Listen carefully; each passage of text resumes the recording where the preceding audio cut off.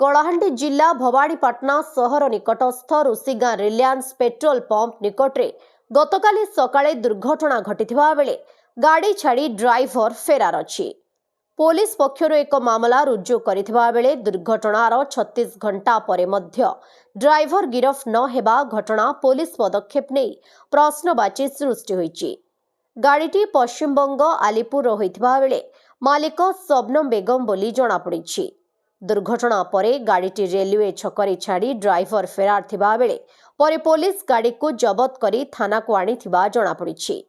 CCTV footage रे दुर्घटनार चित्र कैद होइछि। एही फुटेज को आधार करी पुलिस गाड़ी को ठाब करिथिबा बेले गाड़ीर सामना काच भांगी चुरमार होइछि। दुर्घटना रे आहत 2 जनक अवस्था मध्य गुरुतर रहिछि।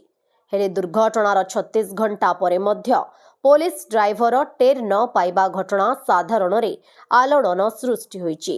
एने सदर थाना आईएससी को जोगाजोग करिथिले मध्य कौनसी उत्तर मिली नथिला। अन्य पक्षरे घटनार तदंत करुथबा पुलिस एसआई विपिन किशोर जरियांको पचारिबारु ड्राइवर को ठाब करिबा पई उद्यम जारी रहिछि बोली कहिथिले। नुआपड़ा जिल्लारु जगन्नाथ सागर रिपोर्ट ओडिशा हाइलाइट समाचार।